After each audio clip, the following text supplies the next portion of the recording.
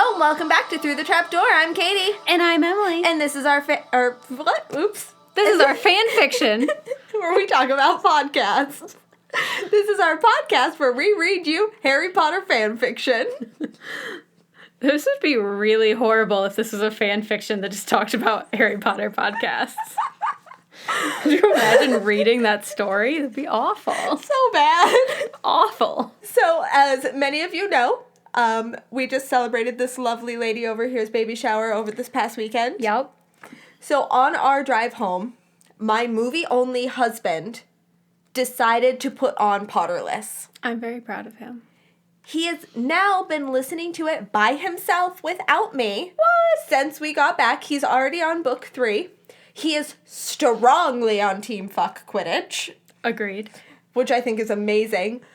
But he literally will text me now throughout the day and go, oh my god, this didn't happen in the movies. Or we'll have long discussions about the book. That's adorable. Also, our lovely fan Amanda. We love you. Yes. Love you. You're our favorite. We finally responded to your emails instead of just telling you how much we love you in this medium. Yes. But our lovely fan Amanda, she happened to write a review on this story that we're reading to you, and the author reached out and was like, how did you find my story? And then she told the author all about our fantastic podcast. And then the author, hi Lisa, emailed us. So we're super excited about that. We will eventually respond to your email, we promise. It's just, I've been busy. We've both been busy. And your email is so long. I tried to read it while driving to Pennsylvania for this lovely lady's baby shower, but it was like 2:30 in the morning our time when it came through. And I was tired because we had just been stuck in like 3 hours of traffic on the highway because a tractor trailer decided, yeah, this is a nice place to take a nap. It covered all the lanes. We watched Hulu on my iPad for an hour and played Mario Kart on our Nintendo Switch. Chapter 7, War of the Shoes. I apologize to whoever is going to edit this. Ah! Lily Evans screamed. She looked into the mirror. She gasped, trying to find the words, I'm a blueberry! Her eyes were wide and looked freakish because they were completely blue, just like the rest of her. She was surprised she could even tell there were eyes there at all. Every part of her body was the exact same color, and there was little difference between her hair and her face and her cheek and her chin. Wah, wah, came a confused, sleepy voice when Lily whirled around to see the other girls in her dormitory climbing out of bed. Mimi was the one who tried to speak, and Lily glared at her. What part did you have in this? She demanded, accusingly pointing a finger at Mimi. Mimi blinked at the sight of a completely blue Lily without realizing it and began to giggle. I knew it! Lily exploded and dug her wand out of her robes. Her wand wasn't blue, at least. That was a relief. You'll pay for this, Mimi! Lily cried. And the spell shot out of her wand, turning Mimi bright pink. Ah! Mimi cried. Lily, take this off of me! Will you take this off of me first? Mimi looked very much like she was covered in radioactive pink bubblegum, stomped her foot. I didn't do it! Liar! I am not! But this time, all of the girls in the dormitory were very much awake and watching the fight with interest. Susie, who had forgotten to put her glasses on, was awake but very confused as it looked like a blue blob of jelly was arguing with a pink blob of jelly. Susie, put on your glasses. Yeah. You know you're blind. And why were the blobs of jelly that big and in the girls' dormitory at all? Again, Susie, dear, put on your glasses. Honestly. Well, if you didn't do it, then who did? Demanded the blue blob of jelly, which for some reason sounded very much like Lily Evans. Susie decided to find her glasses. Good choice. Very good choice. I don't know. Can you think of no one else who hates you? Susie found her glasses just in time to see the pink blob throw that insult at the blue blob. Once the blobs were in focus, Susie began giggling because, of course, they weren't blobs of jelly at all. This is not funny, Mimi and Lily screamed in unison, and Susie stopped laughing before either one of them decided to turn her purple or something. Lily turned back to Mimi, fuming. Oh, well then, oh thou who has so many friends, I'm going to find Melody. Lily stormed out of the girls' dormitory and through the Ravenclaw common room. She didn't stop storming until she reached the portrait of the fat lady. Wake up! She demanded of the portrait of the fat lady, who looked quite sour. And who exactly do you think you are? She demanded of the very blue and very angry Lily. Open up! Lily demanded of the fat lady. That is not the password. I don't care. Well, then I guess you are not going in, are you? The fat lady huffed, and she flitted out of her portrait to find one of her friends. Lily glared at the blank painting for a moment and then screamed at the top of her lungs. I will not scream at the top of my lungs. Melody Caldwell, I am calling you out!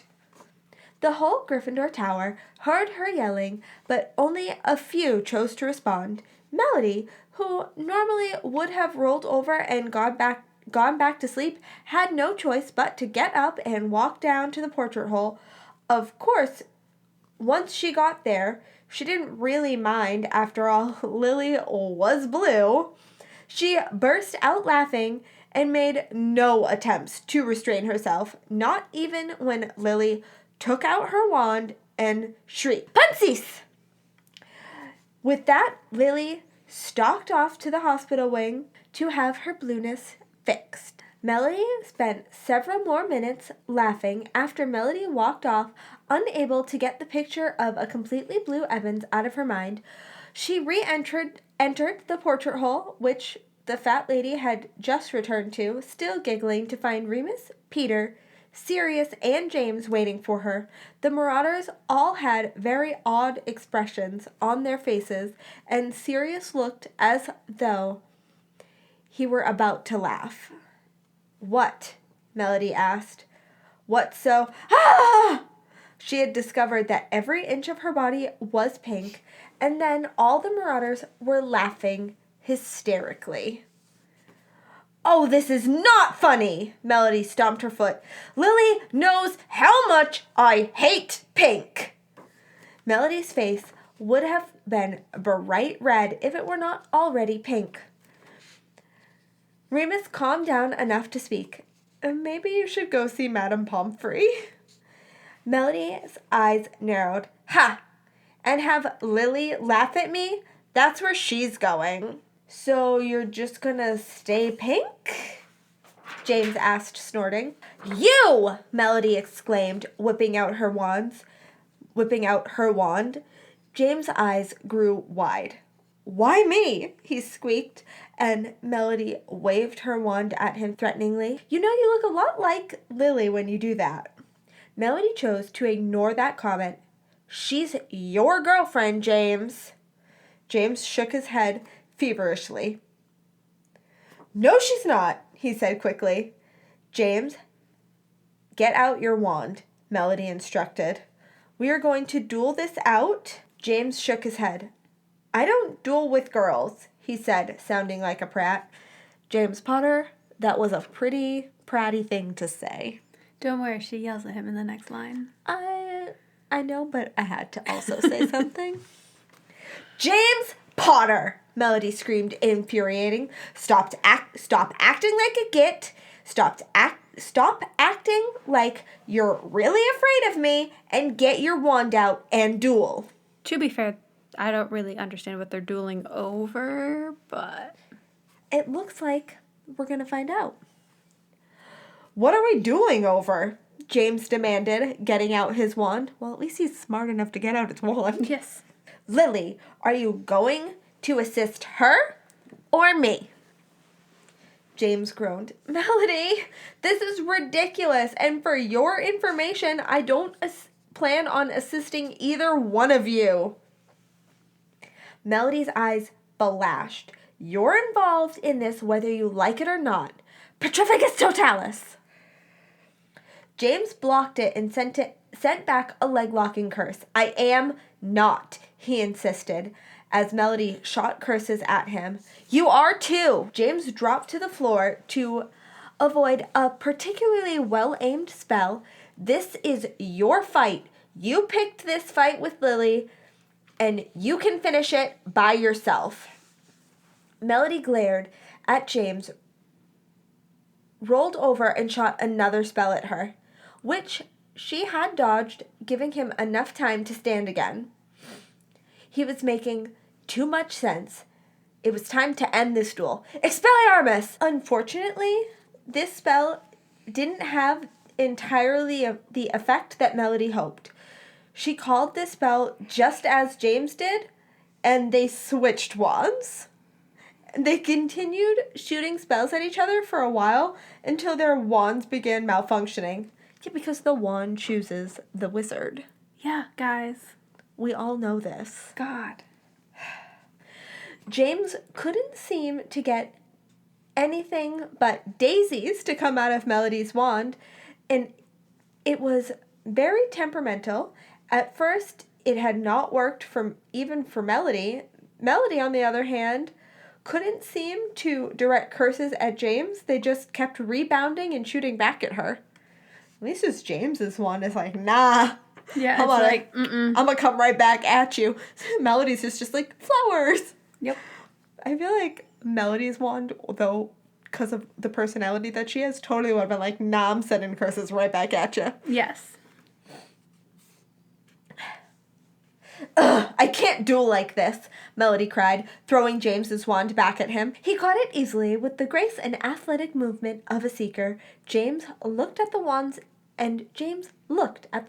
in his hand. I guess this means I win then? James asked, smirking and tossing Melody's wand back. It's not my fault your wand is defective, Melody huffed. I don't have to take sides now. Ha! James said, sticking his tongue out at her, and Melody returned the childish gesture. She sighed and looked down at her magnificent pinkness.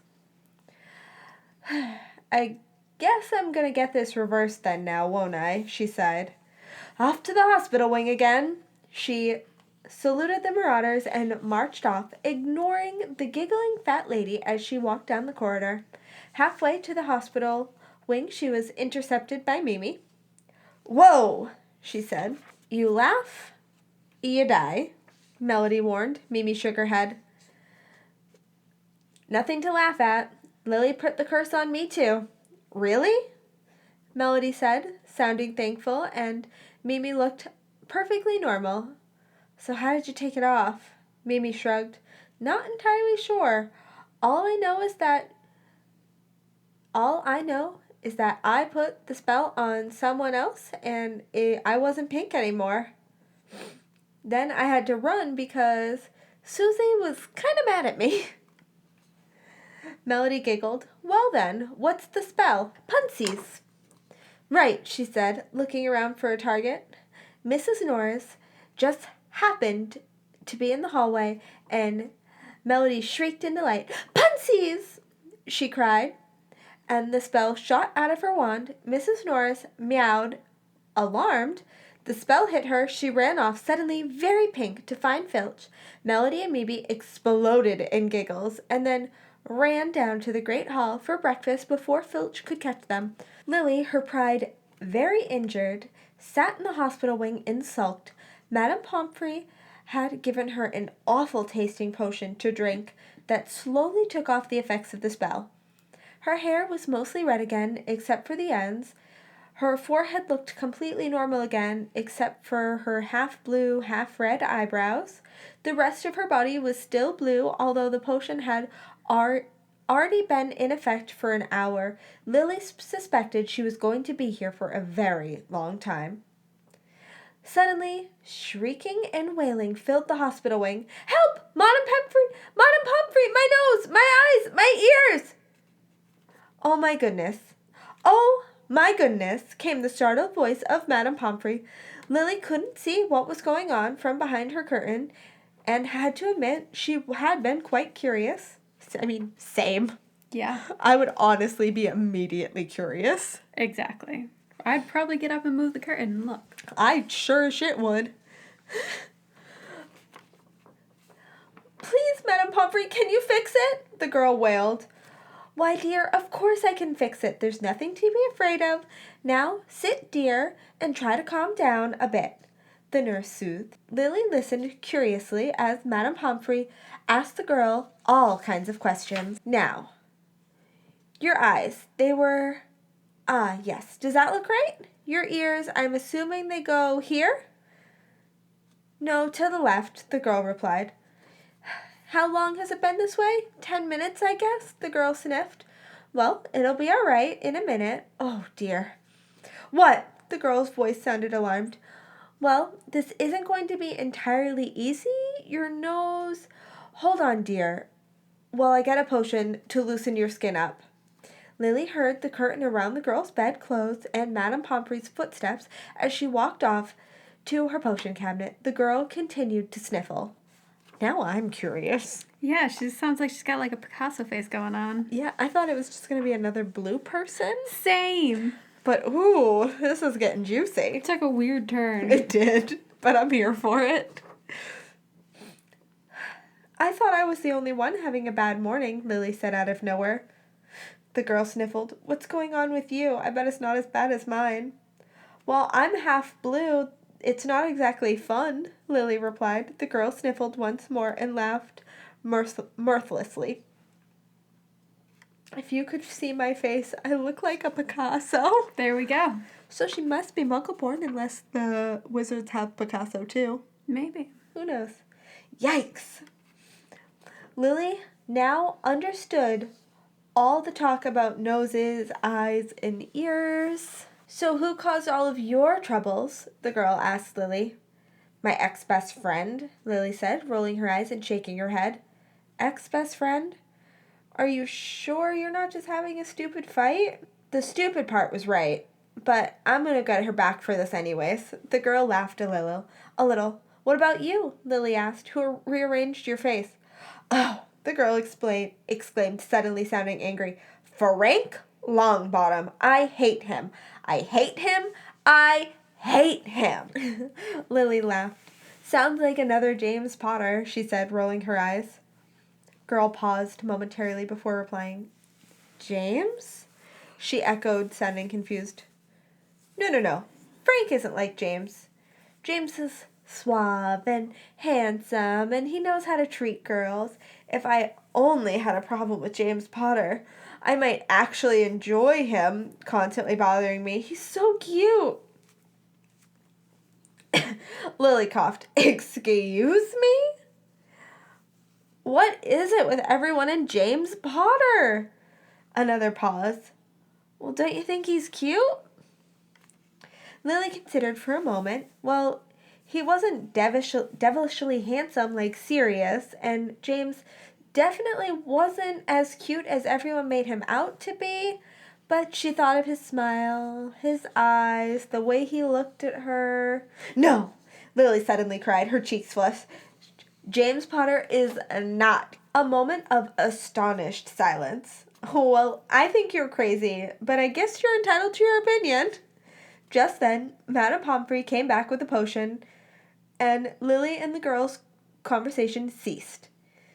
Lily sighed and laid back down as Madame Pomfrey started babbling again. "Now, just drink it down. Good. Okay, now, where exactly was your nose positioned?" This was going to be a long day. Melody snatched a croissant off Gryffindor table and waltzed over to Ravenclaw table. "So, Mimi," she began. Mimi looked up at her and blinked. "So, Melody?" Melody grinned. "How would you like to be my partner in crime?" Mimi raised her eyebrows. "What crime?" "Come with me and we'll talk about it," Melody said mysteriously. Mimi rolled her eyes and followed Melody out of the great hall. "We must pay dear Lily back for turning us pink," Melody said decisively, opening the front doors. "What about me?" Mimi asked as they began descending the stairs. "There was a we in that sentence, you know," Melody pointed out, taking a bite of her croissant. Mimi sighed. Just never mind," she decided. "So your mission, should you choose to accept it, is to let me into Ravenclaw House and assist me in pulling another marvelous prank on Lily. Okay, 2 things. 1, you already know how to get in there. 2, what's the prank?" They reached the lawn just as Melody finished her croissant. "Well," Melody began, licking her fingers, "Lily will undoubtedly do something to prevent me entering Ravenclaw Tower now that we're at war, and I don't exactly have the prank yet. I was hoping you could help me think of something." Mimi considered this for a moment. "Well, the question is then, when are you going to pull it once we know what we're going to do? In all fairness, Lily is probably still blue. We wouldn't want to hit her with a double whammy now, would we?" "I don't think it really matters when we do it. It's just what we do. Lily's never been much of a prankster based on how things played out this morning. Well, first, I turned her blue. In relation, she turned me pink. Think about it for a second. All she did was mimic me. So, whatever we do to her, she's going to throw it right back at us." "Exactly," Melody said. "So what we need to do is come up with something that would be completely upsetting to her, but in return would also have no meaning whatsoever." "Like stealing all her books," Mimi joked. Melody was notorious for not studying, losing her textbooks, and failing to bring said textbooks to class. Melody, however, did seem to recognize it as a joke. Her eyes sparked. "Mimi, that's perfect!" Melody cried. "We're going to steal all of Lily's books." Despite the fact that a majority of her body was still blue, Lily was having quite a fun time. She and the girl with the Picasso face, whose name Lily discovered was Alice, was now involved in a lively conversation about their families. Alice, like Lily, was Muggle-born, and turned out that they both had Muggle sisters who resented their talent. They also both had boys who severely annoyed them and whom everyone insisted they were going to go out with, even though they weren't. It's clearly Alice. Yep. Neville's mom, which is adorable. I was right, Muggle-born. They also discovered that they had herbology together, and they agreed to work on the next few projects together, which was a relief to Lily, as Mimi had previously been her partner, and now they were, well, pink and blue, so Lily assumed they had began to talk of pranks they could pull on Melody in retaliation. Alice threw around a few hexes, and Lily dismissed them all quickly. "She knows too many counter curses," she said, shaking her head. Alice nodded. Considering Melody's reputation, she was one of the more mischievous girls in school, and very fond of pulling pranks on people. "You better hope you don't get into a duel with her," she said, shuddering. She'd heard that Melody was associated with Reader Skeeter's episode a week ago, and she and Sirius Black. Rumor had it that Rita had challenged them to a duel, which eventually got so violent that Rita was turned into a donkey. I mean, she deserves to be a donkey. She does deserve to be a donkey. Lily rolled her eyes. I'm not worried about dueling Melody Caldwell, she said, leaning back and trying to make herself comfortable against her pillows. Her attacks are strong, but her techniques are too repetitive. You can usually land a good curse or two if you pay attention. She is getting better, though, Lily noted, and frowned at the silence from Alice. They were both still behind curtains, so Lily couldn't see the look of awe and horror on Alice's face. You've dueled with Melody Caldwell? She squeaked. Yeah, Lily said, wondering if this was supposed to be a big deal. Did she turn you into a donkey? Alice breathed. Lily burst out laughing. No, she cried, snorting with laughter harder. Alice didn't seem to find this entirely amusing. Lily calmed down a bit and then spoke. Melody was one of my best friends. We were just dueling for fun, Lily noted. And with her sentence, there was a pang of sadness, and wondering if that was entirely true. They would get over this eventually, wouldn't they? Oh, Alice said. Well, her sentence was interrupted by a large disruption near the entrance of the hospital wing. What is the meaning of this? Came Madame Pomfrey's irate voice. Sorry, Madame Pomfrey, sorry, came a very familiar voice, accompanied by very familiar laughter, Lily groaned. What? Alice whispered. It's Sirius and James, Lily moaned. Alice didn't seem to find this annoying at all. Instead, she squealed in delight and began fussing over her face. I hope it looks normal, she muttered. Lily sighed and rolled her eyes. My patients need rest. Now, please, if you... Madame Pomfrey, we came to drop Lily's homework off. We'll give... No. We can take it to her, can't we, Sirius? Oh, all right, but be quiet. Lily could see the evil grin on Sirius and James' faces as they waved Madame Pomfrey back into her office. She put a hand on her forehead and began to pray as she heard footsteps grow nearer that they wouldn't pull back the curtain. Too late. Lily Bean! James and Sirius cried, taking her half-normal, half-blue face with glee. Hello, Lily said miserably. Aw, cheer up, Lily Bean, James said, setting down some books on the table next to her bed. Look, bubbles, he said, flicking his wand. Blue bubbles floated out of it. No, not those stupid blue bubbles again, Lily shrieked. Away, away, she cried, waving them away fervently with her hands. Alice peeked out from behind her curtain. Fortunately for her, James and Sirius didn't notice.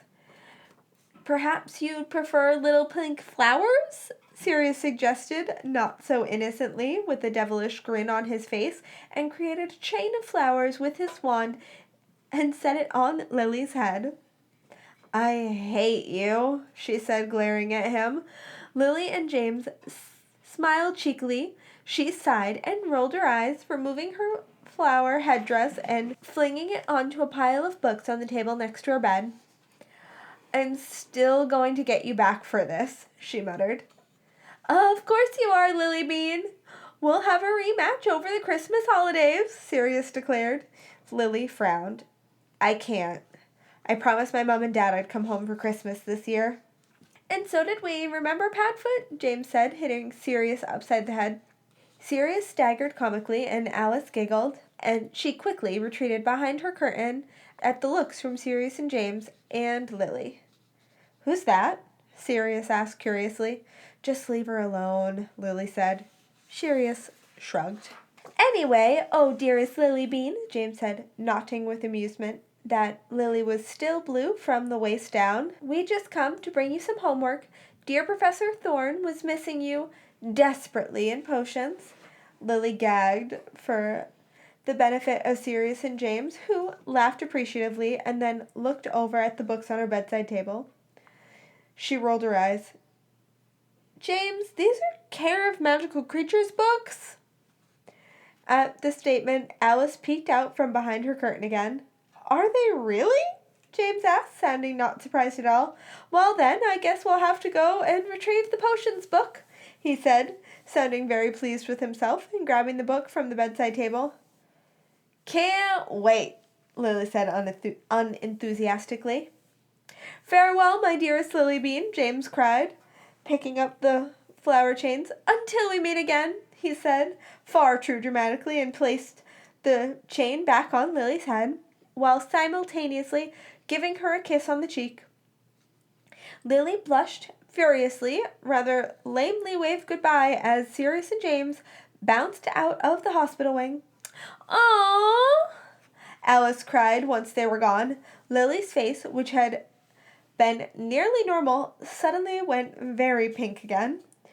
Oh, what? Lily muttered, looking very embarrassed indeed. James is so sweet, she cooed. He is not, Lily cried, desperately trying to cool her cheeks. Oh, please, Alice rolled her eyes. I think you're crazy about him. And I think you should shut it, or I'm going to start referring to Frank Longbottom as your boyfriend. Lily threatened. Alice quickly shut her mouth and retreated behind her curtain. It was still cute, Alice muttered. Okay, so it was. Maybe just a little bit.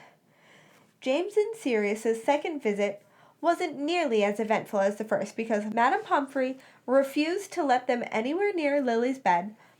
She brought the books back to Lily herself and then urged her to go to sleep, as she was urging both the girls to do all day. Lily was normal, down to her knees by then, and it was getting dark outside, so it was hard to fall asleep then. She never had been able to sleep during the day, and Alice talked a little before they fell asleep, and Lily woke up the next morning. Alice was gone. Lily looked completely normal the next morning, to her utter relief, and walked down to the great hall early, clutching James's potion book in her arms. She found most of her professors eating at the staff table and apologized for her absence from class yesterday. She scribbled her assignments on a spare piece of parchment from Professor Flitwick and walked back to the Ravenclaw common room to get her books before returning to the great hall for breakfast with Susie and Matt.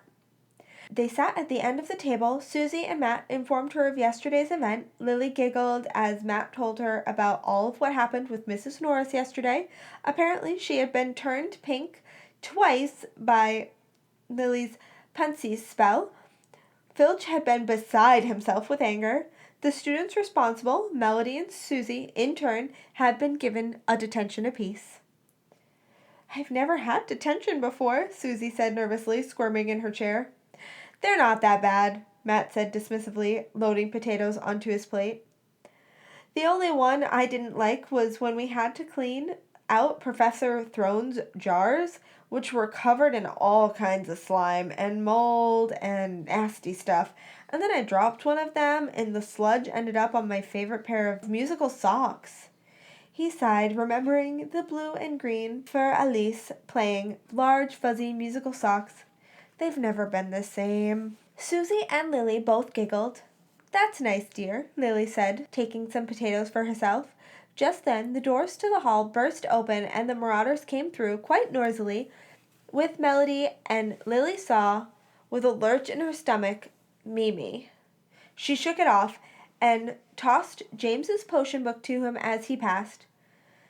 Lily, why is Mimi with a bunch of Gryffindors? Susie asked, sounding confused. Lily shrugged. Dunno, she muttered, pushing her potatoes around her plate aimlessly. Matt and Susie exchanged a glance. Lily? Susie said cautiously, is there something that you want to talk about? No, Lily said, almost yelling. She let her fork clatter to her plate and stood up. She ran out of the great hall. The marauders and Mimi, who hadn't quite reached their table, turned to look as Lily ran out of the great hall. Momentary looks of guilt passed over Mimi and Melody's faces. Remus, Peter, and Sirius shrugged, and James ran after her. He burst through the doors of the great hall and saw a flash of red hair disappearing behind closing front doors. He followed her out and down the steps in the front of the school. "Lily!" James called as he ran across the lawn. Lily didn't stop. She didn't even bother to look back.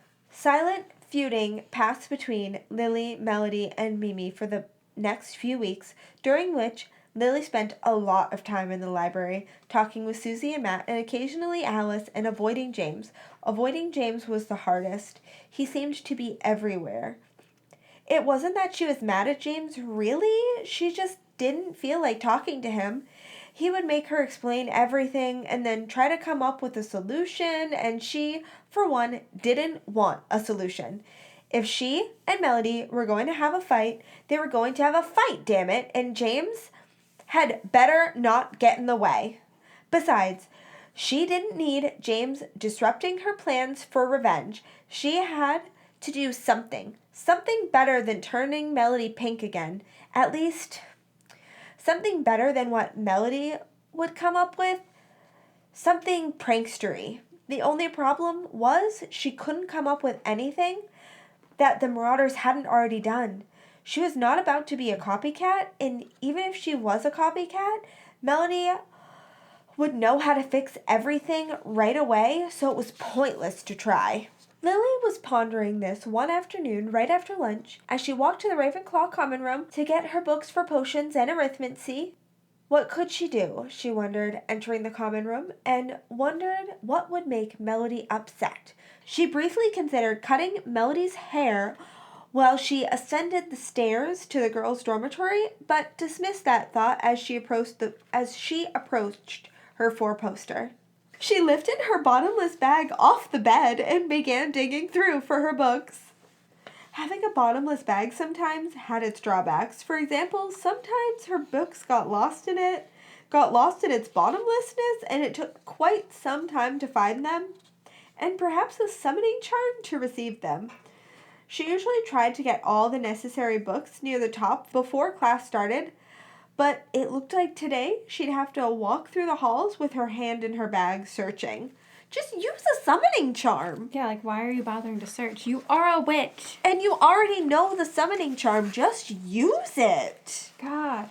Just Accio, whatever book you need. Sometimes wizards. I mean, come on. She groaned and left the common room, still digging around her bag. Her hand hit something and pulled it out. It was her copy of Hogwarts, A History. "I've been looking for this," she exclaimed and sighed, tossing the book back into her bag. She was almost at the potions dungeon already, and she still hadn't seen any sign of her book. "Come on, where are you, you stupid book?" she demanded.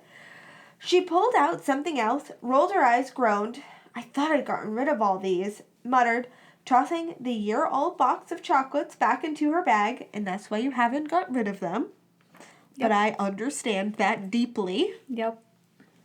At the same time that she had reached the potions dungeon, Lily swore under her breath and pulled out her wand. "Accio potions book," she hissed, pointing her wand inside her bag. She concentrated and waited and waited and concentrated and waited. No potions book. "What?" Lily shrieked, digging furiously through her bag. "That's impossible." "What's impossible?" came a voice from the person she had been avidly avoiding for days. She sighed and turned to face James. "I've lost my potions book," she exclaimed, as she really wasn't in the mood to avoid anybody at the moment.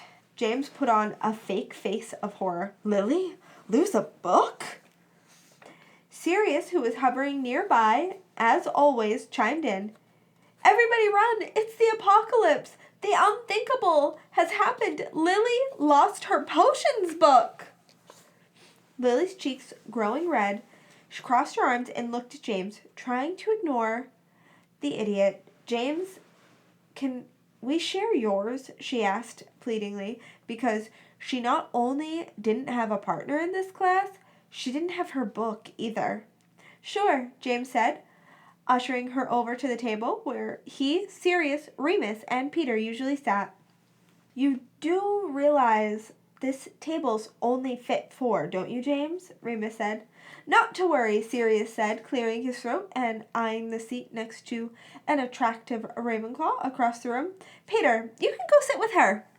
Well, that wasn't what Lily had expected Sirius to say. Me? Peter asked, bewildered. Sure, Sirius said. I mean, look at how short she is. She's perfect for you. Oh, Sirius. Peter looked dumbfounded at the last statement, but Sirius had been right in pointing out that she was short. She looked several inches shorter than Peter, at any rate, who was rather short himself. Go and get her, Wormtail, James said with a wink. Peter gulped rather nervously, but set off across the potion dungeon with a swagger that he so mimicked Sirius's, Lily had to laugh. We've trained him well, haven't we? Sirius said dramatically, and Lily rolled her eyes.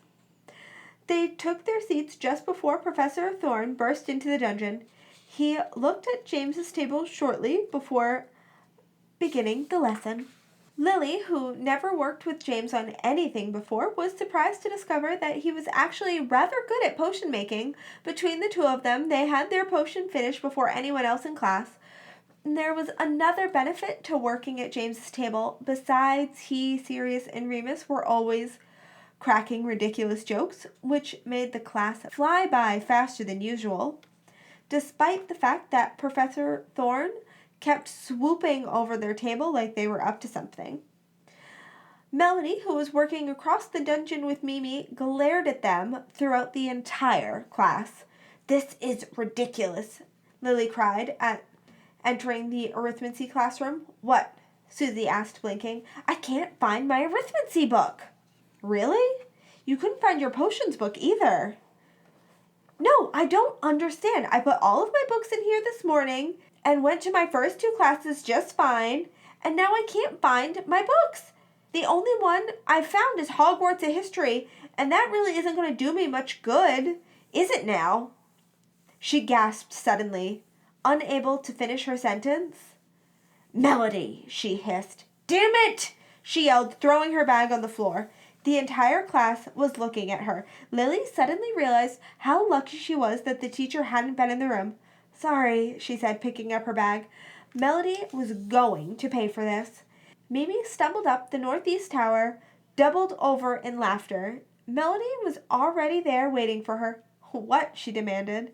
Lily was so mad, Mimi gasped. When she realized what you'd done, Mimi was on her knees in a fit of laughter, and she didn't even blame me for it, she cried, wiping away the tears of laughter. Melody giggled. This is perfect, she said. Now all we have to wait for is her response. Let's go down to the kitchen and get some food for celebration. Lily paced outside the entrance of the Gryffindor common room, bottomless bag in hand, ignoring the fat lady who was watching her curiously. She had loads of homework to do, but this was more important. Suddenly, the portrait hole opened, and 2 third-year students walked out arguing. I wish I had never agreed to write that stupid letter, one of the girls cried, turning to face the other, her black hair whipping behind her. Well, I wish my best friend wasn't, and she froze mid-sentence upon seeing Lily. The other girl turned and froze once she, too, had seen Lily. Lily hurried past the third years into Gryffindor common room, only slightly curious as to what letter they were talking about. The portrait hole closed behind her, and the girls' shouts were muffled as they resumed their fight. She hurried across the common room, ignoring the Gryffindor's curious stares as she marched up the stairs to the 6th-year girls' dormitory. Oh, those are the ones who wrote the letter to Sirius. Yes. The dormitory was thankfully deserted. Lily marched right to Melody's bed, last one on the right, and began her brilliant plan into action. After she and Mimi were done celebrating, Melody sighed and began wandering around the school. Her thoughts drifted back to potions class. Lily had been sitting with James, Sirius, and Remus, and in a spot that Melody had never managed to earn, no matter how much time she spent with the Marauders. She had never been more jealous of anybody in her life. Not even the time her little sister, Noelle, got invited to Callie Manilow's birthday party and Melody hadn't. Even though Callie was the same age as Melody and Noelle was a whole year younger. Melody came from a very large, very poor family. She had 7 brothers and sisters in all. Every year she told Lily that Christmas was too much of a pain at home and she was staying at Hogwarts. But the truth was her family didn't have enough money to bring her home. They didn't have enough money to come and get her either, or feed her, or take care of her. They only managed during the summer because 4 of her siblings were carted off to Muggle summer camps for underprivileged children. Some were in Scotland for 2 months, and last summer had been even easier on her poor parents because Melody's uncle had taken her on a trip to Venezuela and given her parents some extra money. Melody was suddenly jolted out of her memories as she realized she was standing at the entrance of MHQ. "Tea kettle," she muttered, and was granted entrance to the place. Upon entering, all she saw was Sirius sitting at the long table, looking very thoughtful and quite troubled. "Oh," she said, and turned to leave. "Don't go," he said, and Melody turned to see that he had come out of his trance. "What are you thinking about?" she asked. "What were you?" Sirius shot back. Melody rolled her eyes. "I asked you first." "Well, I asked you second." "What in the hell does that have to do with anything?" "I don't know. You started mentioning order," Sirius shrugged. Melody shook her head and giggled. "Never mind," she said, sitting down across from him. "You know what I was really thinking about?" Sirius asked, looking serious again. "What?" "Voldemort." Melody's eyes darkened. "Voldemort?" she spat. Sirius sighed. "Oh, so you hate him too? I thought it was just me." Melody sighed. "I guess I haven't told anyone about my father, have I?" "Oh, what?" I'm so confused. I gotta keep reading. Melody sighed. "I guess I haven't told anyone about my father, have I?" "No," Sirius agreed. "Not more than the fact that he died, but he didn't just die, did he?" Melody shook her head, looking sad and angry at the same time. "Voldemort?" Sirius asked, needlessly. Melody nodded again, looking strangled. "That explains that, then," he said quietly. "Huh?" "The circles under your eyes," Sirius said, reaching a finger over to touch her cheek gently. "All your dueling practice," Melody chuckled. "Kinda sad to know how transparent that I am." "Oh, it's not transparency. It's just because you're really bad with makeup." Shut up! That's fantastic. That's a great response, though. It is. It's a nice way to, break some tension. "Shut up!" Melody cried, smacking him on the shoulder lightly, but laughing at the same time. Sirius caught her hand and tried to pull it back, and for no reason began examining her fingers. They were long, and just like the rest of her, elegant. He laced his fingers through her and waved their hands around aimlessly. "Is there any point to this?" Melody asked, as their hands spasmodically shot up into the air and then came down again. "Is there any point to anything?" Sirius asked, in a usual Sirius-like way of answering a question without answering it at all. Melody rolled her eyes. Instead of responding, however, she grabbed Sirius's other hand, and then their hands were waving all over the place, wildly, as if both sets of arms had been possessed. Melody began giggling at the ridiculousness of the situation, and Sirius soon joined her, with his own booming laughter. Soon both of them were laughing so hard their sides hurt, and although the arm waving ceased, they refused to let go of each other's hands. Melody recovered first, and slowly lifted her head off the table to look at Sirius, who was still laughing in spasms. He looked up at her with a slight dash of tears in his eyes and squeezed her hands. Melody smiled widely, as if she thought her cheeks would break, and squeezed his hand back. And suddenly she really, really wanted to kiss Sirius Black. The end. The end of this episode. All right. Well, I guess we'll see y'all next week. Yes, we will. Bye. Bye. Thank you so much for joining us on our journey through the trap door. Please leave us a review on Facebook or iTunes. It would literally mean the world to us. It really would. You can find us on Facebook and Instagram at Through the Trapdoor 16 or on Twitter at The Trapdoor. And please send us an email at throughthetrapdoor16@gmail.com with any story suggestions. And as always, join us again next Saturday as we travel through the trapdoor.